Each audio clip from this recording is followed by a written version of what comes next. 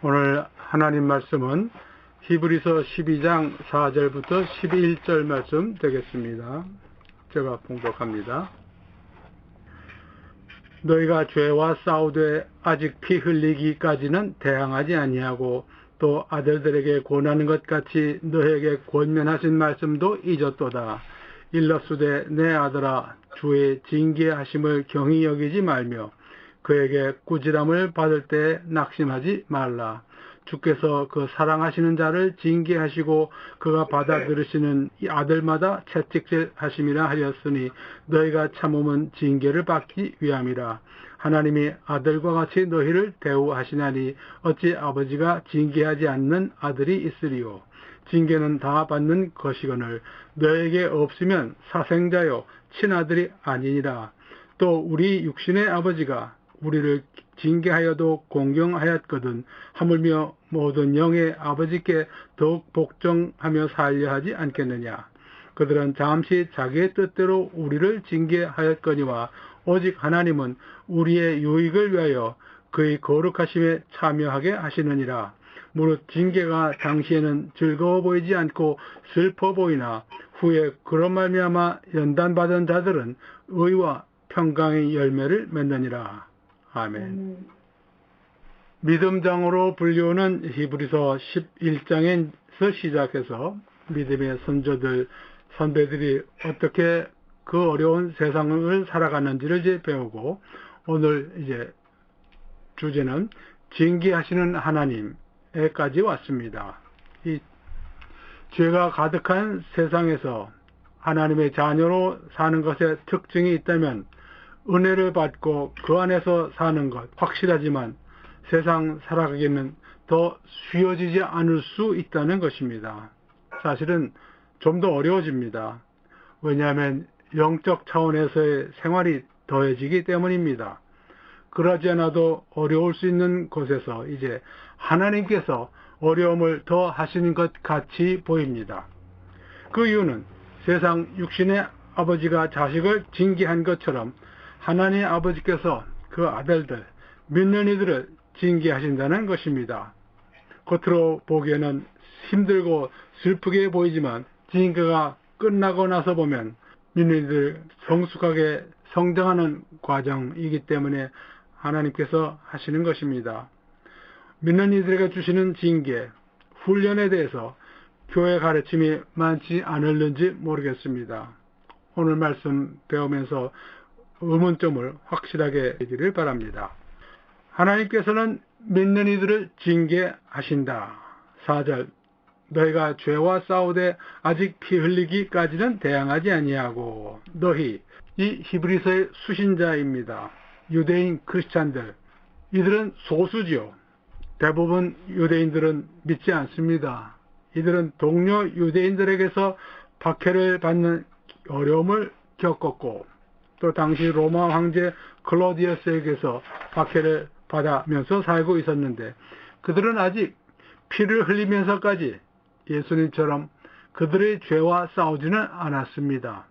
왜냐하면 아직 그런 것을 이들에게 하나님께서 허락하지 않으셨기 때문입니다. 그래서 믿음으로 인해 어려움을 겪고 있는 이들에게 다음과 같이 격려의 말을 합니다. 지금 너희들 히브리인들, 크리스천들이 가지고 있는 어려움에는 목적이 있고 좋은 결과가 따를 것이라 하는 것입니다. 그래서 5절 하나님의 징계를 신실하게 받도록 하라고 격려합니다. 또 아들들에게 권하는 것 같이 너에게 권면하신 말씀도 잊었도다. 일러스되 내 아들아 주의 징계하심을 경히 여기지 말며 그에게 꾸지람을 받을 때 낙심하지 말라. 아들에게 권하는 것 같이 너에게 권면하신 말씀을 잊었도다. 언제 말씀하셨는가 하면 잠언 3장 11절 12절 말씀입니다. 내 아들아 여호와의 징계를 경히 여기지 말라. 그 꾸지람을 싫어하지 말라. 대저 여호와께서 그 사랑하시는 자를 징계하시기를 마치 아비가 그 기뻐하는 아들을 징계함 같이 하시느니라.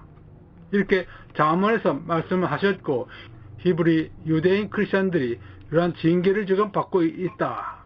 내 아들아 주의 징계하심을 경히 여기지 말며 여기 나오는 이제 징계 헬라어로 파이데이아 해서 어린 자녀들을 훈련시키는 것을 말합니다.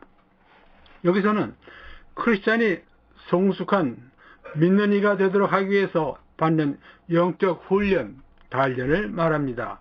훈련을 시키시는 이는 하나님 아버지이십니다.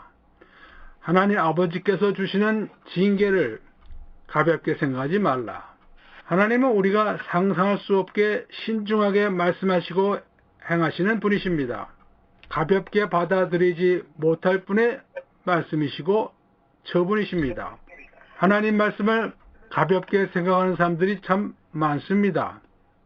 창세기 신화라고 말하는 사람들도 있고, 천지가 어떻게 엿새 만에 만들어질 수 있느냐 말하는 사람도 있고, 앞으로 올 심판과 천국 그리고 지옥 그저 착하게 살라고 하시는 말씀 아니겠느냐, 참 가볍게 말하는 사람들이 있습니다.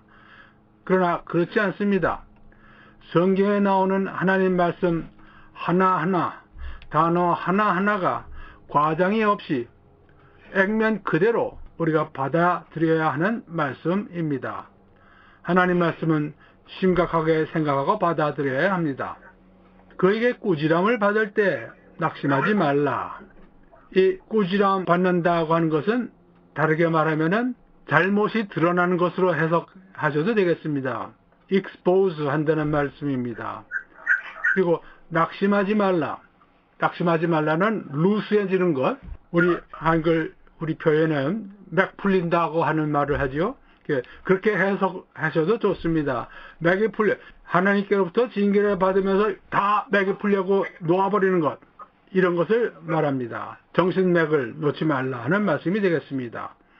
6절, 주께서 그 사랑하시는 자를 징계하시고 그가 받아들이시는 아들마다 채찍질 하심이라 하였다.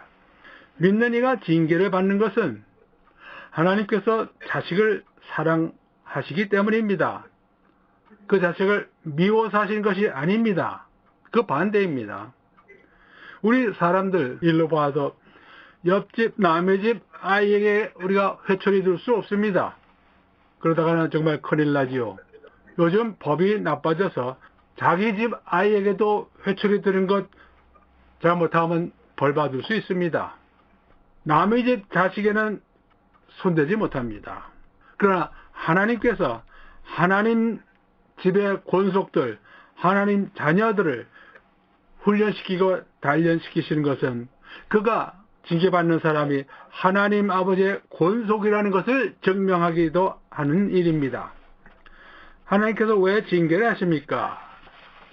우리가 흔히 쉽게 생각할 수 있는 것이 죄 때문에 징계하십니다.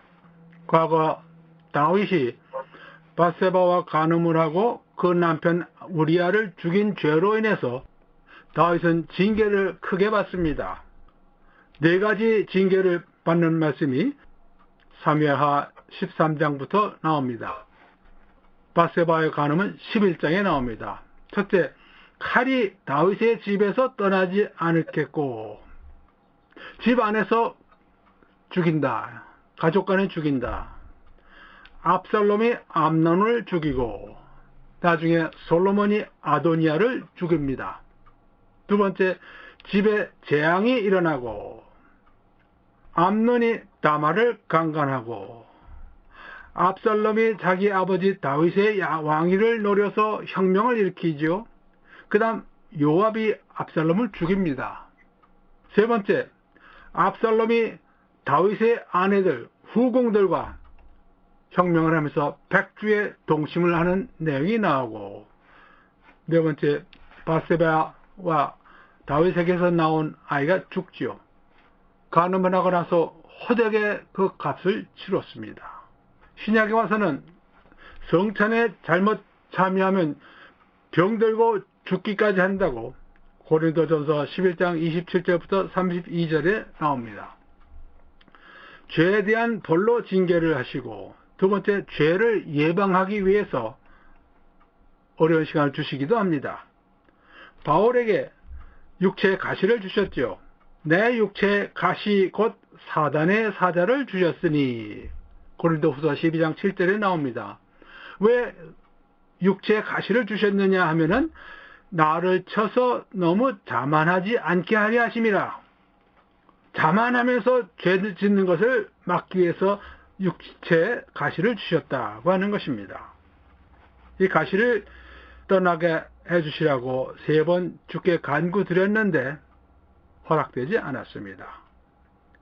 우리가 어려운 일들을 겪을 때 그 이유 중에 하나는 더 나빠질 수 있는 일을 사전에 막기 위해서인지 모른다고 하는 것입니다. 사업이 잘 돼서 부자가 된 사람들 중에는 그 재산으로 인해서 하나님을 떠나고 하나님 앞에서 큰 죄를 짓기도 합니다. 잠언 30장 9절 혹 내가 배불러서 하나님을 모른다 여호와가 누구냐 할까 하오며 혹 내가 가난하여 도둑질하고 내 하나님의 이름을 욕되게 할까 두려워함이니이다. 더 이상 부유하지 않고 더 이상 가난하지 않은 현재 상태가 나에게 최적일 수 있습니다. 다 잘 아시겠지만 로또에 당첨된 사람들 대부분이 불행한 결말을 보이고 있지요. 차라리 당첨되지 않았으면 그런 대로 살아갔을 것인데, 자, 죄에 대한 벌로 징계를 받고 죄를 예방하기 위해서 어려운 시간을 갖기도 하고, 3번째, 교육의 목적으로 징계를 하십니다. 욥기에 나오는 욥, 하나님께서 주시는 징계를 받은 사람 중에 하나입니다. 욥은 온전하고 정직하여 악에서 떠난 자라고 하나님께서 부르신 사람입니다. 욥이 시련을 당하지요. 재산을 다 잃고 건강도 다 잃고 친구들도 와서 비난하면서 어려운 시간을 주었습니다. 욥은 죄와 관계가 없이 징계를 받았습니다. 왜 하나님께서 욥에게 이런 징계의 시간을 주셨습니까?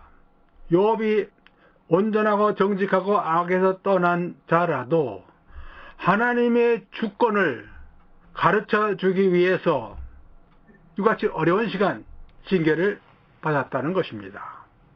그럼 4번째, 징계의 목적 거룩해지기 위함, 조금 있다가 11에서 12장 10절에 나오고 의의 열매를 맺기 위함이라 히브리서 12장 11절에 나옵니다. 다윗처럼 큰 은혜 받고 그리고 죄 지어서 큰 징계를 받기도 하고, 욥처럼 잘못한 것 없어도 큰 징계를 받기도 합니다. 이렇게나 저렇게나 징계를 주시는 이는 하나님 아버지이시고 우리에게서 좋은 결과를 얻으시려고 징계를 하시는 것입니다. 징계를 받고서 보다 더 하나님을 잘 알고 하나님을 닮아갈 수 있게 하시는 것입니다. 하나님을 아버지라고 부르면서 혹시나 그 생각이나 행실이 하나님과 비슷한 점이 하나도 없다면, 하나님을 닮아가지도 않는다면 하나님의 구원 역사는 재조명되어야 할지 모릅니다. 믿는 이들이 하나님 아버지를 닮아가도록 아들로서 징계를 하십니다. 징계의 방법은 여러 가지 있습니다. 하나님 말씀을 통해서 하십니다. 성경 말씀을 듣고 보게 하십니다. 성령님의 인도로 그렇게 하시기도 하고, 혹은 가까운 사람의 말을 통해서 그렇게 하시기도 합니다. 구약에서는 선지자가 사람들에게 하나님의 징계를 말씀하시기도 하고, 신약에서는 교회에서 교회 7일을 통해서 하십니다. 마태복음 18장 그리고 고린도전서 5장에 나옵니다. 그 다음 징계는 하나님의 섭리로 하십니다. 환경, 그 사람의 환경을 바꿔놓으십니다. 악화시키시면서 징계를 하시기도 하고, 우리에게 건강의 문제가 생기기도 하고, 재정적 문제, 해고당한다든지 부도를 낸다든지 사업의 문제를 당하기도 합니다. 기타 여러 가지 방법으로 하나님께서 징계를 하십니다. 우리가 징계받으면서 첫 번째로 느끼는 것은 힘들다고 하는 것입니다. 때로는 아프기도 합니다. 그래도 우리가 불평하지 않는 것은 하나님의 징계의 목적을 알고 그 결과를 알게 되기 때문입니다. 징계를 처음 받는 사람에게는 눈에 훈련시키는 분도 보이지 않고 언제 끝날는지도 모르고 결과가 어떻게 나올지도 모르기에 주님, 하나님 아버지, 이게 무엇입니까? 왜 이런 어려운 시간을 주시나요? 생각할 수 있습니다.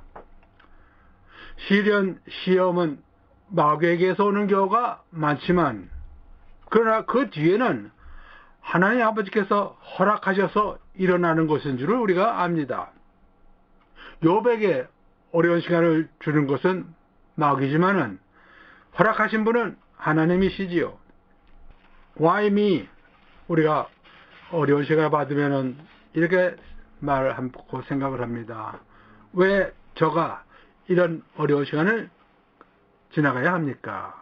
자기가 믿음 안에 있지 않아서 벌을 받는다고 생각하기도 하고 나를 사랑하지 않으시기 때문이라고 생각하기도 하고 또는 이런 시련을 주시는 하나님이 야속하다고 생각하기도 하고 자기는 억울하다고 생각을 하고 그 자기의 하소연을 들어주고 동조할 사람을 찾기도 합니다. 그러나 사실은 하나님 아버지께서 그 자녀를 단련시키려고 허락하신 과정 중에 있다는 것입니다. 7절 너희가 참음은 징계를 받기 위함이라 하나님이 아들과 같이 너희를 대우하시나니 어찌 아버지가 징계하지 않는 아들이 있으리요. 징계를 참고 받아야 하는 이유는 잘 받고 훈련을 마치면은 그 훈련 시키신 분과 똑같이 된다, 닮아간다, 그런 결과를 낳기 때문입니다.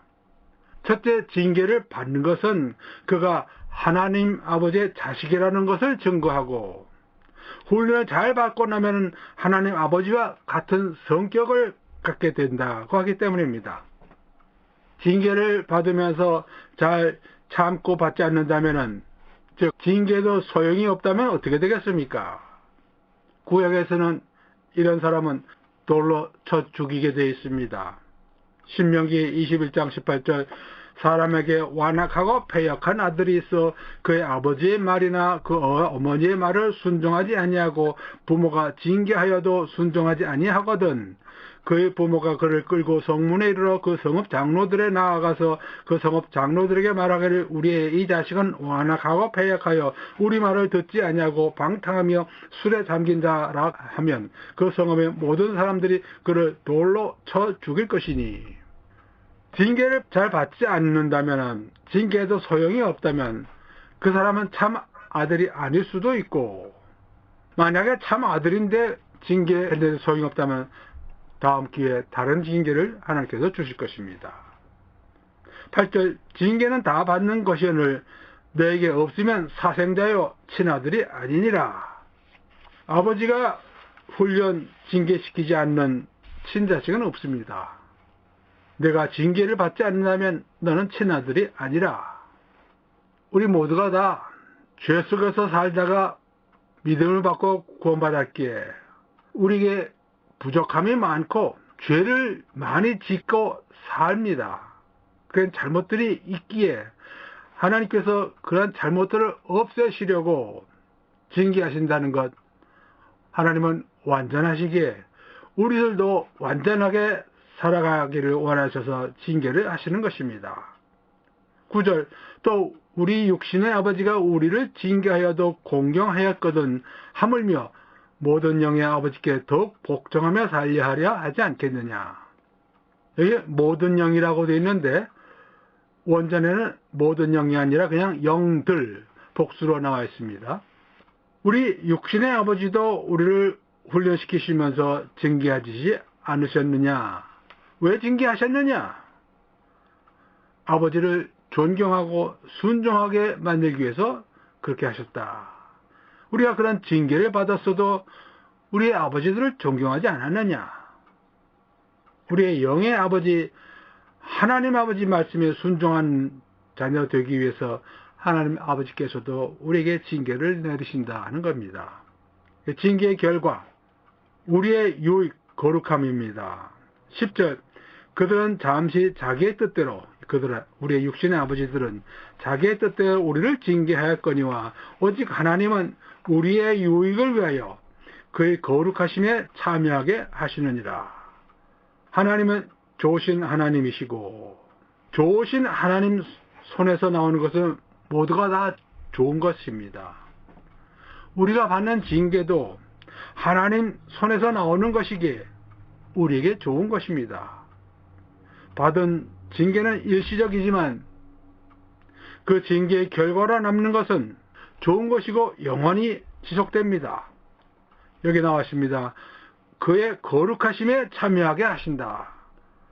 징계를 받으면서 우리에게 잘못된 것을 드러내게 하시고 우리가 그 잘못된 것을 고치면서 우리는 더 거룩해집니다.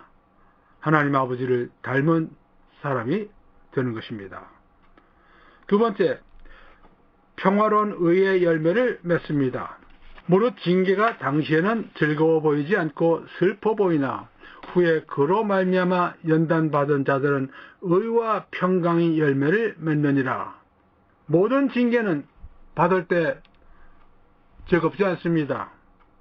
힘들고 아프기도 합니다. 슬프게 생각도 됩니다. 왜 하나님께서 하나님께서 사랑하신다면은 이런 징계를 내리시겠느냐? 그건 우리 사람들 생각이죠. 훈련을 받은 다음에는 의와 평강 열매라고 우리 한글 성경에 나와 있는데 보시면은 평화로운 의의 열매가 더 정확하게 번역되는 말씀이 되겠습니다.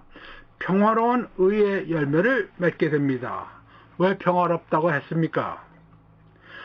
하나님 아버지께서 우리를 징계하셨지만 우리는 하나님에 대해서 적대감을 갖고 대적하지 않고 계속해서 평화관계를 유지하기 때문에 의의 열매, 징계를 받고 나서 우리가 의의 열매를 맺는다. 렌스키 같은 학자는 이 의의 열매를 맺는다는 것을 가리켜서 이것을 우리가 후천적으로 습득하는 의다라고 말을 합니다. 선천적으로 습득하는 의는 우리가 처음 믿을 때 우리에게 주시는 예수님의 의, 우리가 의가 없을 때 우리에게 예수님의 의로 우리의 옷을 입혀주시죠. 그런 선천적 의고, 우리가 이처럼 징계를 받으면서 의의 열매를 맺을 때 이 의의 열매라는 단어는 빌립보서 1장 11절에 나옵니다. 예수 그리스도로 말미암아 의의 열매가 가득하여 하나님의 영광과 찬송이 되기를 원하노라. 이와 같이 징계가 당시에는 즐거워 보이지 않고 슬퍼 보이고 힘들고 아프기도 하지만 연단이 끝나면은 평화로운 의의 열매를 맺습니다. 하나님께서는 받으시는 아들마다 다 징계하십니다.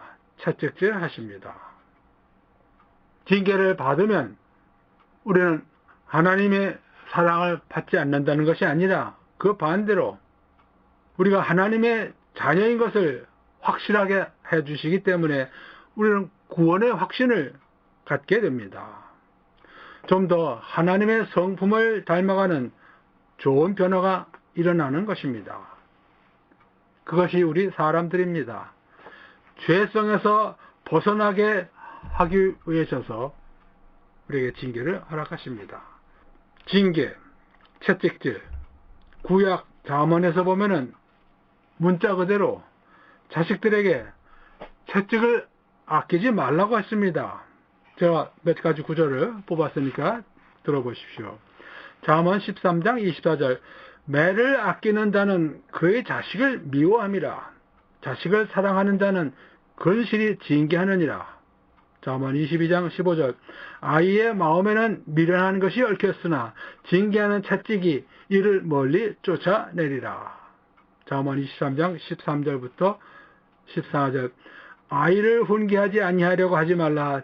채찍으로 그를 때릴지라도 그가 죽지 아니하리라. 네가 그를 채찍으로 때리면 그의 영혼을 스올에서 구원하리라. 잠언 29장 15절 채찍과 꾸지람이 지혜를 주거늘 임의로 행하게 내버려 둔 자식은 어미를 욕되게 하느니라. 내 자식을 징계하라. 그리하면 그가 너를 평안히 하겠고 내 마음에 기쁨을 주리라.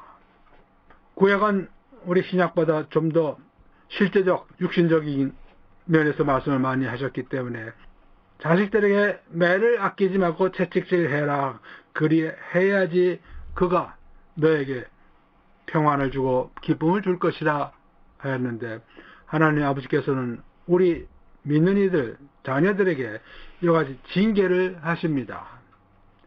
여러 가지 이유로 죄를 지었기 때문에, 혹은 예방하기 위해서, 혹은 우리에게 가르침을 주시기 위해서, 또 우리에게 거룩하게 하게 하시려고, 또 우리에게 의의 열매를 맺게 하시려고 이와 같이 징계를 허락하십니다.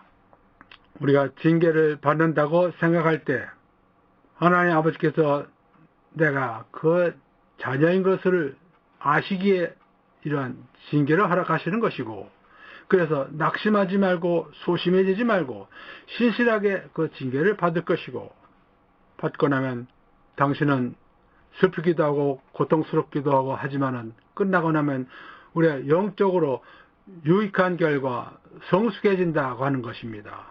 더 거룩해지고 의의 열매를 맺는다고 하는 것입니다.